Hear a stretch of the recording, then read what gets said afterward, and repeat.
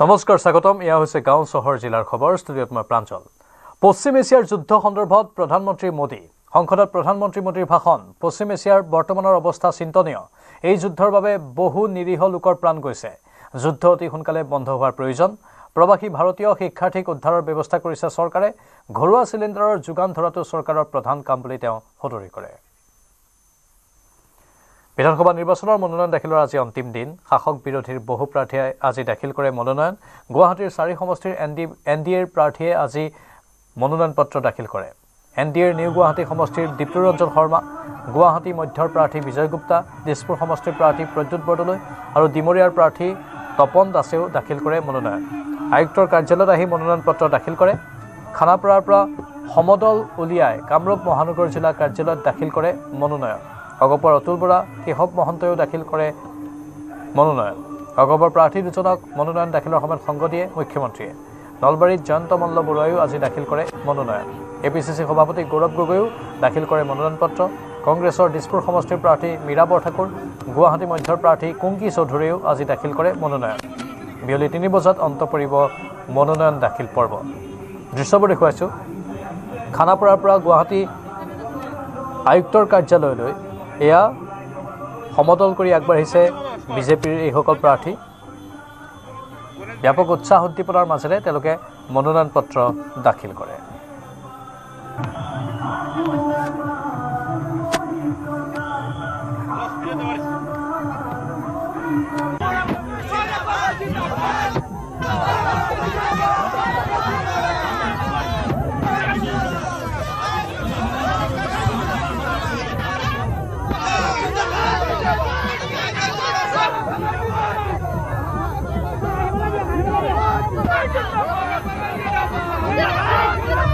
গৌৰৱ গগৈয়ে যোৰহাটত মনোনয়ন দাখিলৰ বাবে যোৱাৰ দৃশ্য দেখুৱাইছোঁ আপোনালোকক এনেদৰে গৌৰৱ গগৈয়ে মনোনয়ন পত্ৰ দাখিল কৰে ইফালে পলাশবাৰীত বিজেপি প্ৰাৰ্থী হিমাংশু শেখৰ বৈশ্যই দাখিল কৰে মনোনয়ন মা চন্দিকা দেৱালয়ৰ দেৱীৰ আশীষ লৈ কামৰূপ আয়ুক্ত কাৰ্যালয়লৈ যাত্ৰা কৰে হিমাংশু শেখৰ বৈশ্যই প্ৰাৰ্থীগৰাকীৰ সৈতে উপস্থিত থাকে মন্ত্ৰী পীযুষ হাজৰিকা হিমাংশু শেখৰ বৈশ্যক সংগ দিয়ে হাজাৰ হাজাৰ বিজেপি কৰ্মী আৰু সমৰ্থকে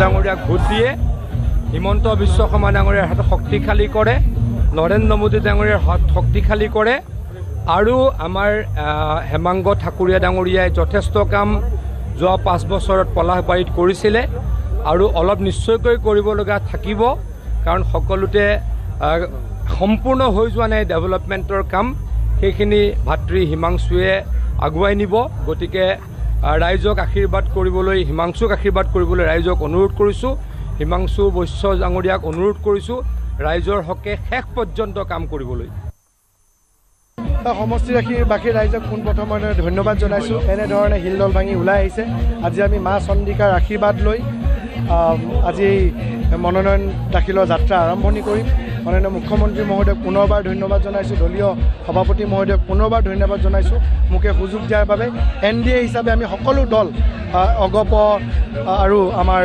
ৰাভা যৌথ মঞ্চ একেলগে আজি আমি মনোনয়ন দাখিল প্ৰক্ৰিয়াত একেলগে আমি যাবলৈ প্ৰস্তুত হৈছোঁ ৰাইজ ওলাই আহিছে হিলদল ভাঙি ৰাইজ ওলাই আহিছে মোৰ বিশ্বাস যে এনেধৰণৰ সঁহাৰি পোৱাৰ পিছত এই সমষ্টিটো আমি এটা অভিলেখ মাৰ্জিনৰ ভোটত আমি জয়লাভ কৰিম বুলি আজি এটা আমি নিশ্চিত হৈছোঁ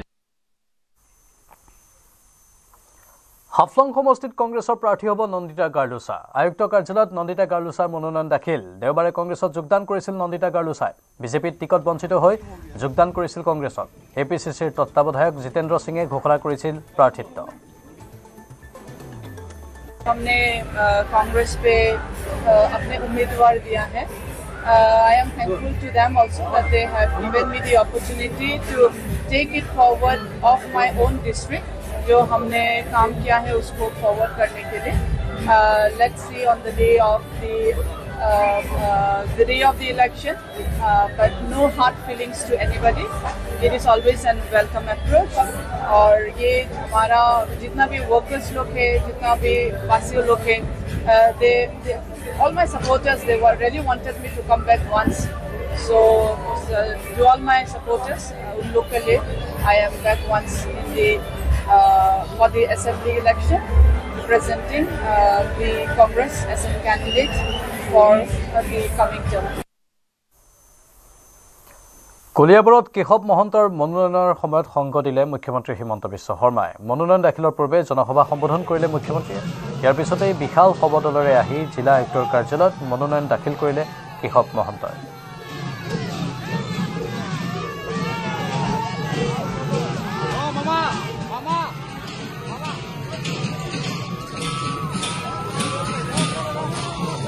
আজি কলিয়াবৰ বিধানসভা সমষ্টিৰ বাবে অসম গণ পৰিষদ দলৰ কাৰ্যকৰী সভাপতি কেশৱ মহন্ত ডাঙৰীয়া আৰু সভাপতি অতুল বৰা ডাঙৰীয়াই মনোনয়ন পত্ৰ দাখিল কৰিব দুইজনৰ মনোনয়ন পত্ৰ দাখিল অনুষ্ঠানত মই যোগদান কৰিব বিচাৰিছোঁ আজি কলিয়াবৰত কেশৱ দাক প্ৰথমতে মাত লগালোঁ ইয়াৰ পিছত গোলাঘাটত গৈ অতুল বৰা ডাঙৰীয়াকো মাত লগাবৰ বাবে চেষ্টা কৰিম আৰু মই নিশ্চিত যে আমাৰ এজিপি বিজেপি সকলোৱে লগ লাগি কেশৱ মহন্ত ডাঙৰীয়াক এইবাৰ বিপুল ভোটত বিজয়ী কৰিম কলিয়াবৰত এইবাৰ বিজেপিৰ ফালৰ পৰা অকণমান কিছু অসন্তুষ্টি দেখা পোৱা প্ৰত্যেকবাৰে অকণমান ইনিচিয়েল সময়ত অসুবিধা হয় কিন্তু মই ভাবোঁ যে আজিৰ পিছত সকলো বিজেপি দলৰ কাৰ্যকৰ্তা কেশৱদাৰ লগত থাকিব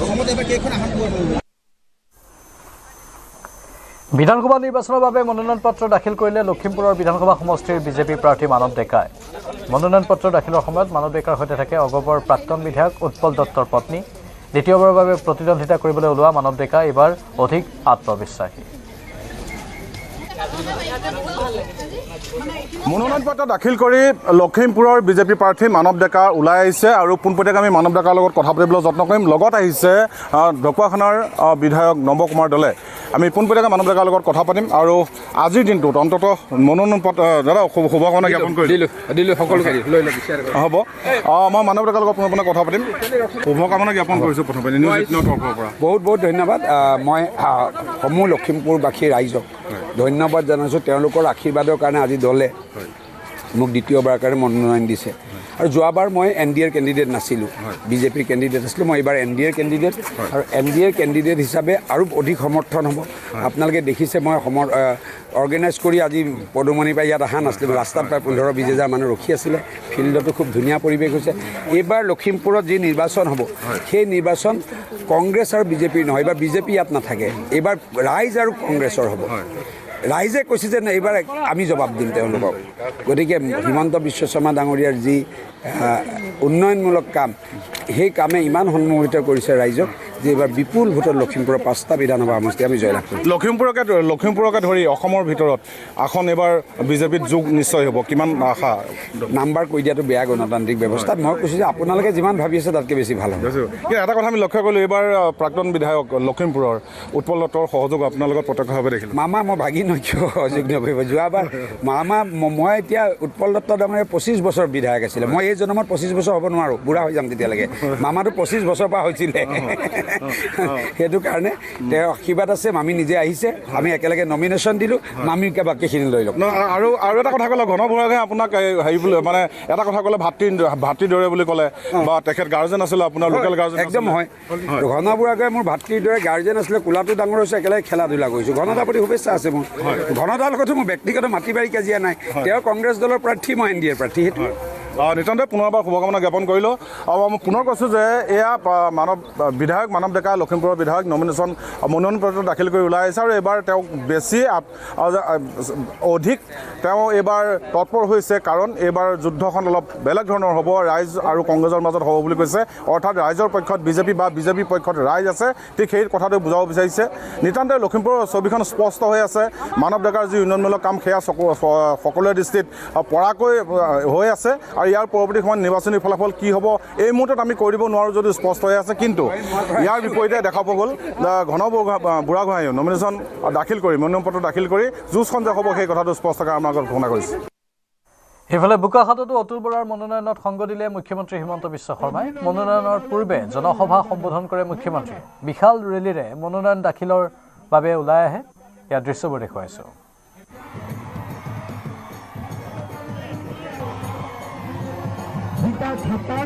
আগতীয়াকৈ মই অভিনন্দন জনালোঁ বিজয়ী হোৱাৰ বাবে ধন্যবাদ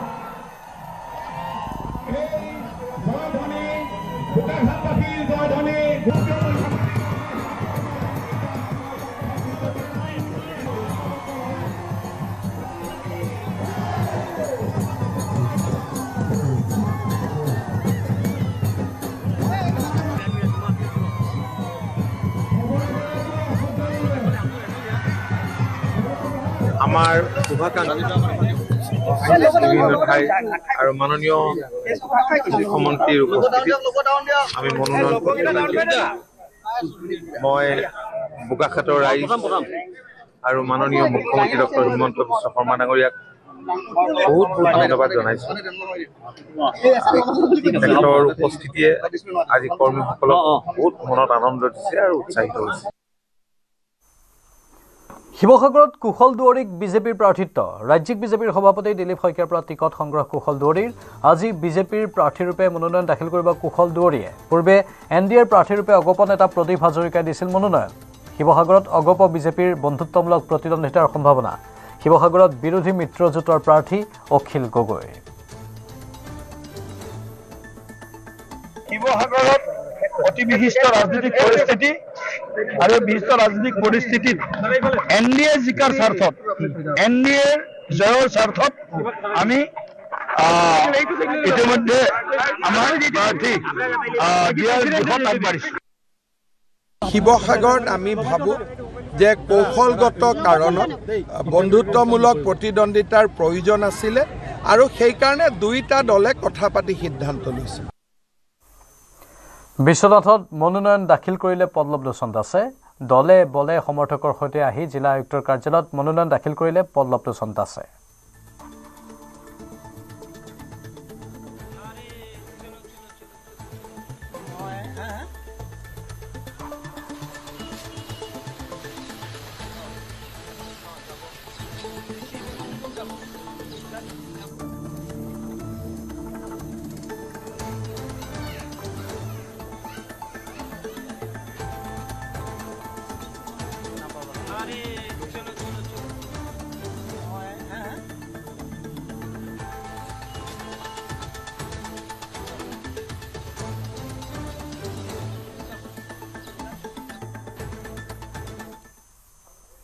পশ্চিম এছিয়াৰ যুদ্ধ সন্দৰ্ভত প্ৰধানমন্ত্ৰী মোদী। সংসদত প্ৰধানমন্ত্ৰী মোদীৰ ভাষণ। পশ্চিম এছিয়াৰ বৰ্তমানৰ অৱস্থা চিন্তনীয়।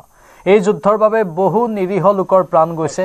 যুদ্ধ অতি সোনকালে বন্ধ হোৱাৰ প্ৰয়োজন। প্ৰৱাসী ভাৰতীয় শিক্ষাৰ্থীক উদ্ধাৰৰ ব্যৱস্থা কৰিছে চৰকাৰে। ঘৰুৱা চিলিণ্ডাৰৰ যোগান ধৰাটো চৰকাৰৰ প্ৰধান কাম বুলি প্ৰধানমন্ত্ৰীয়ে সদৰি কৰে। आदरणीय अध्यक्ष महोदय, मैं इस सम्मानित सदन में पश्चिम एशिया में चल रहे संघर्ष और इसकी वजह से भारत के सामने आई चुनौतियों पर बात रखने के लिए उपस्थित हुआ हूं। इस समय पश्चिमी एशिया की हालत चिंताजनक है। बीते 2-3 हफ्तों में जयशंकर जी ने और हरदीप पुरी जी ने इस विषय पर सदन को जरूरी जानकारी दी है। अब इस संकट को 3 सप्ताह से ज्यादा हो रहा है। इसका पूरे विश्व की अर्थव्यवस्था पर, लोगों के जीवन पर बहुत ही विपरीत असर हो रहा है। इसलिए पूरी दुनिया इस संकट के जल्द से जल्द समाधान के लिए सभी पक्षों से आग्रह भी कर रही है। अध्यक्ष महोदय, भारत के सामने भी इस युद्ध ने अप्रत्याशित चुनौतियां खड़ी कर दी हैं। ये चुनौतियां आर्थिक भी हैं, नेशनल सिक्योरिटी से जुड़ी भी हैं और मानवीय भी हैं। युद्धरत और युद्ध से प्रभावित देशों के साथ भारत के व्यापक व्यापारिक रिश्ते हैं। जिस क्षेत्र में युद्ध हो रहा है वो दुनिया के दूसरे देशों के साथ हमारे व्यापार का भी एक महत्वपूर्ण रास्ता है। विशेष रूप से कच्चे तेल और गैस की हमारी जरूरतों का एक बड़ा हिस्सा यही क्षेत्र पूरा करता है। हमारे लिए ये रीजन एक और कारण से भी अहम है। लगभग 1 करोड़ भारतीय खाड़ी देशों में रहते हैं और वहां काम करते हैं। वहां समंदर में जो कमर्शियल शिप चलते हैं उनमें भारतीय क्रू मेंबर्स की संख्या भी बहुत अधिक है। ऐसे अलग अलग कारणों के चलते भारत की चिंताएं स्वाभाविक रूप से अधिक है। इसलिए ये आवश्यक है कि भारत की संसद से इस संकट को लेकर एक मत और एकजुट आवाज दुनिया में जाए।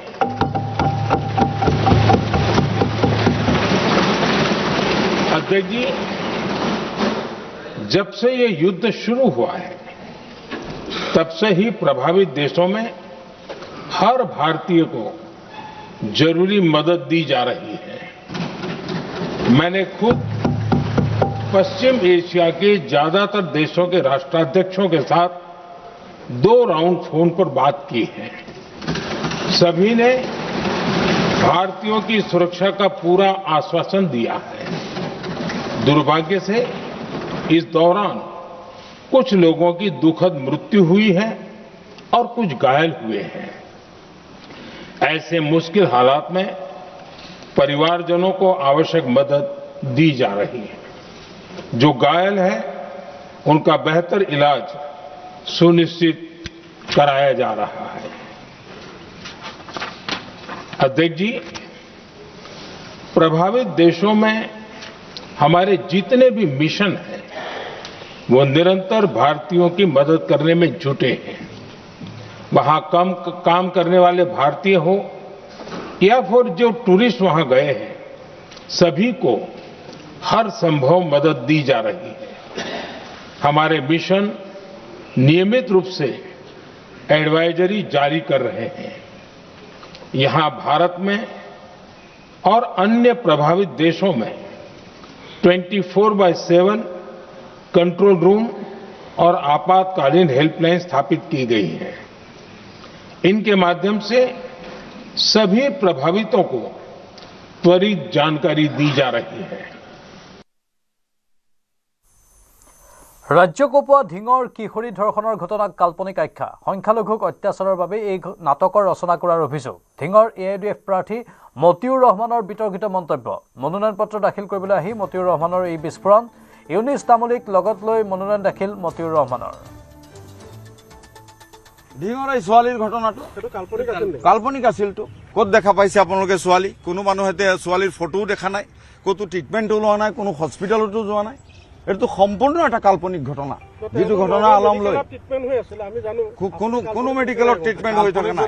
এই ছোৱালীৰ ফটো আমি দেখা নাই। এইবিলাক পেপাৰ পত্ৰিকা আৰু এইবিলাক ওলাইছে। কাল্পনিক কাহিনীটো ৰাইটাৰ থাকিব লাগিব। কোন ৰাইটাৰটো চৰকাৰ। বঙাইগাঁৱত অগপ প্ৰাৰ্থী দীপ্তিময়ী চৌধুৰীৰ মনোনয়ন পত্ৰ দাখিল। বৰপাৰা ৰাজহুৱা খেলপথাৰৰ পৰা দলে বলে সমদল কৰি আহি বিধায়িকা দীপ্তিময়ী চৌধুৰীয়ে জিলা আয়ুক্ত কাৰ্যালয়ত মনোনয়ন পত্ৰ দাখিল কৰে।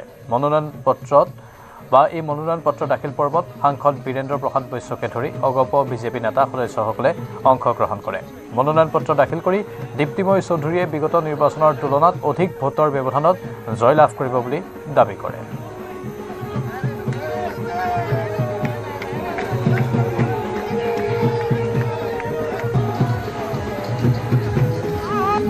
ইতিমধ্যে অগপ প্ৰাৰ্থী দীপ্তিময়ী চৌধুৰী বঙাইগাঁৱত মনোনয়ন পত্ৰ দাখিল কৰিলে আৰু ইয়াৰ জৰিয়তে আনুষ্ঠানিকভাৱে নিৰ্বাচনী পৰ্ব আৰম্ভ হ'ল। আৰু মোৰ সৈতে আছে প্ৰাৰ্থী দীপ্তিময়ী চৌধুৰী। বাইদেউ, শুভেচ্ছা জনাইছো। আৰু কি ক'ব এই মনোনয়ন পত্ৰ দাখিল কৰিলে? মই অসম নিউজ ধন্যবাদ জনাইছো। ভাল লাগিছে, মোৰ ৰাইজখিনি ওলাই আহিছে, নিশ্চয় মোৰ প্ৰতি ভাল পোৱা আছে। আৰু আমি একেলগে নহয়, আমি যিহেতু NDA বঙাইগাঁৱত আমি মিত্ৰজোঁট আৰু গোটেই অসমতে মিত্ৰজোঁটৰ আমি একেলগে এখন যুঁজ দিম। আমি কেনেকৈ আমি অসমখনক আৰু অধিক আগুৱাই লৈ যাব পাৰোঁ তাৰ প্ৰচেষ্টাত আমি সদায় অব্যাহত ৰাখিম। আগন্তুক দিনত আমি জয়ী হৈ নিশ্চয় আৰু বঙাইগাঁওখনক অধিক উন্নত কৰি তুলিম। যোৱাবাৰ আপুনি উপ নিৰ্বাচনত 30,000ৰ অধিক ভোটত জিকিছে, এইবাৰ কিদৰে আশা কৰিছে? এইবাৰ তাতকৈ বেছি পাম বুলি ভাবিছোঁ। এইবাৰ দেখা গৈছে আপোনালোকৰ যি প্ৰাৰ্থিত্ব সেই ক্ষেত্ৰত কিন্তু বিজেপিয়ে প্ৰথম অৱস্থাত কিছু অসন্তুষ্টি প্ৰকাশ কৰিছিলে। আচলতে সকলোৰে এজন বিধায়ক হোৱাৰ মন থাকে, তেওঁলোকে আমাৰ বেলেগ পাৰ্টি হৈ তেওঁলোকে খেলিছে, তেওঁলোকৰ খেলাতো কোনো হেৰি নাই আৰু নিশ্চয় ইচ্ছা থাকিলেতো খেলিবই পাৰে, গণতন্ত্ৰটো সেইবোৰ নিজৰ মতে কৰিব পাৰে, গতিকে খেলক তেওঁলোকে, কোনো কথা নাই আৰু আমাৰ কোনো হেৰি নকৰে, ক্ষতি কৰিব নোৱাৰে। মাৰ্জিন কিমান মান হ'ব আৰু মাৰ্জিন বেছি হোৱা বুলি ভাবিছোঁ এইবাৰ আগৰ পাৰ্ট কৰি এইবাৰ কংগ্ৰেছৰ লগতে হ'ব। নিৰ্বাচনী প্ৰচাৰ আনুষ্ঠানিকভাৱে কেতিয়া? মোৰতো ইতিমধ্যে আৰম্ভ হৈছে, আৰম্ভ কৰিছোৱে, গাঁৱে গাঁৱে ঘূৰিছোঁ, সভা সমিতিবিলাকত ঘূৰিছোঁ আৰু আমাৰ নমিনেশ্যনটো ছাবমিট কৰা হ'ল। অহাকালিৰ পৰা আকৌ বেছি আমি দ্ৰুত গতিত আমাৰ প্ৰচাৰ চলাই যাম। ধেমাজি সমষ্টিৰ বিজেপি প্ৰাৰ্থী ডক্টৰ অনুজ পেগুৱে দাখিল কৰিলে মনোনয়ন। সমৰ্থকৰ সৈতে দলে বলে সমদল কৰি জিলা আয়ুক্ত কাৰ্যালয়ত মনোনয়ন দাখিল কৰে ৰণোজ পেগুৱে।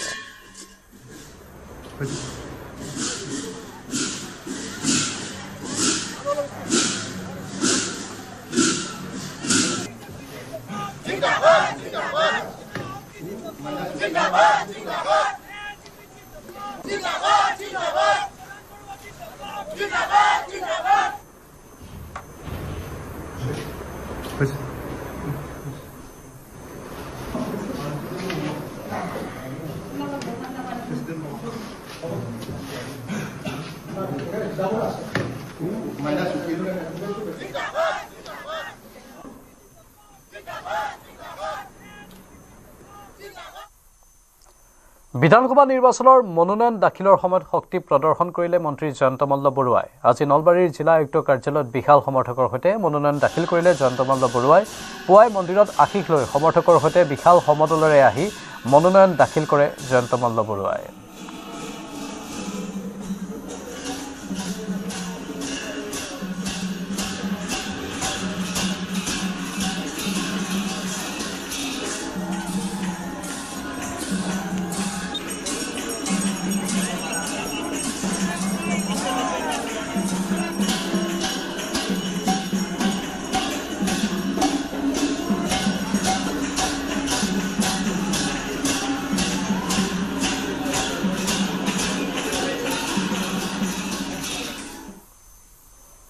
বিশ সহস্ৰাধিক সমৰ্থকৰ বিশাল সমদলেৰে বৰপেটাত অগপৰ দীপক কুমাৰ দাসৰ মনোনয়ন দাখিল। অগপ আৰু বিজেপিৰ নেতা কৰ্মী আৰু সমৰ্থকসকলে বৰপেটা চহৰৰ মাজেৰে বিশাল সমদলেৰে দীপক কুমাৰ দাসে মনোনয়ন পত্ৰ দাখিল কৰে।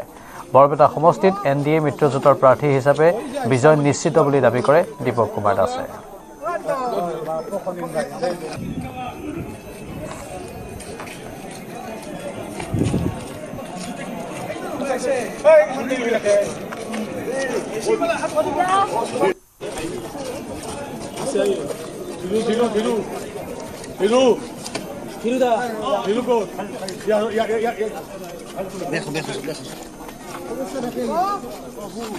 আৰু আজি ৰাজ্যজুৰি এই পৰিৱেশবোৰ দেখিবলৈ পোৱা গ'ল। এয়া গুৱাহাটীৰ পৰিৱেশ দেখুৱাইছোঁ। গুৱাহাটীত কেইবাজনো প্ৰাৰ্থীয়ে মনোনয়ন পত্ৰ দাখিল কৰে, আয়ুক্তৰ কাৰ্যালয়লৈ আহে এনেধৰণে সমদল কৰি। এয়া গণতন্ত্ৰৰ উৎসৱ আৰু গণতন্ত্ৰৰ উৎসৱত সকলোৱে এক সুস্থ পৰম্পৰাৰে যাতে এই নিৰ্বাচনী যুঁজত অৱতীৰ্ণ হয় তাৰ বাবে নিৰ্বাচন আয়োগেও আহ্বান জনাইছে আৰু সকলোৰে মাজত মিলাপ্ৰীতি অটুট ৰখাটো দৰকাৰ। এখন খেল হিচাপে লৈ সম্পূৰ্ণ সুস্থ পৰিৱেশৰ মাজত এই ৰাজনৈতিক খেলখনত প্ৰতিদ্বন্দ্বিতা কৰিব লাগে বুলি নিৰ্বাচন আয়োগে সদৰি কৰিছে আৰু জনসাধাৰণকো সজাগ আৰু সচেতন হ'বলৈ আহ্বান জনোৱা হৈছে। কৰ্মী সমৰ্থকসকলক দেখুৱাইছোঁ ব্যাপক উৎসাহ উদ্দীপনা তেওঁলোকৰ মাজত। আজি পুৱা 9 বজাৰ পৰাই গুৱাহাটীৰ খানাপাৰাত এইসকল প্ৰাৰ্থীৰ হৈ বহু লোকে ভিৰ কৰিছিল প্ৰাৰ্থীৰ বাবে। তেওঁলোকে তাতেই আনন্দ উৎসৱত মতলীয়া হৈছিল, বিহু গাইছিল, নাচিছিল আৰু তাৰ পাছত যাত্ৰা কৰি মনোনয়ন পত্ৰ দাখিল কৰে। সংগ দিলে এইসকল কৰ্মী আৰু তৃণমূল পৰ্যায়ৰ সদস্যই। কেৱল শাসকীয় পক্ষৰেই নহয়, বিৰোধী পক্ষৰো মীৰা বৰঠাকুৰ আৰু আন একাংশ নেতাই আহি আজি আয়ুক্ত কাৰ্যালয়ত মনোনয়ন পত্ৰ দাখিল কৰা দেখিবলৈ পোৱা গ'ল। আজি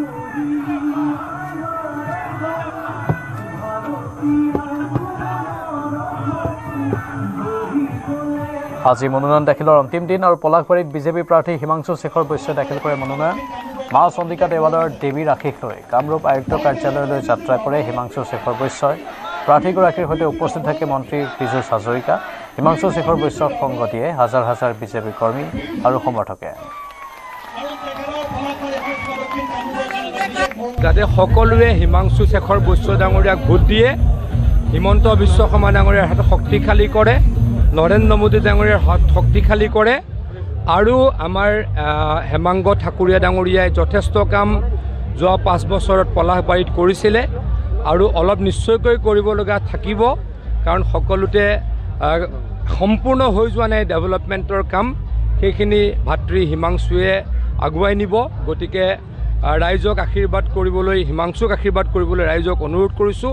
হিমাংশু বৈশ্য ডাঙৰীয়াক অনুৰোধ কৰিছোঁ ৰাইজৰ হকে শেষ পৰ্যন্ত কাম কৰিবলৈ। সমষ্টিবাসী ৰাইজক পোনপ্ৰথমে ধন্যবাদ জনাইছোঁ। এনেধৰণে হিলদল ভাঙি ওলাই আহিছে। আজি আমি মা চন্দিকাৰ আশীৰ্বাদ লৈ আজি মনোনয়ন দাখিলৰ যাত্ৰা আৰম্ভণি কৰিম। মাননীয় মুখ্যমন্ত্ৰী মহোদয়ক পুনৰবাৰ ধন্যবাদ জনাইছোঁ। দলীয় সভাপতি মহোদয়ক পুনৰবাৰ ধন্যবাদ জনাইছোঁ মোকে সুযোগ দিয়াৰ বাবে।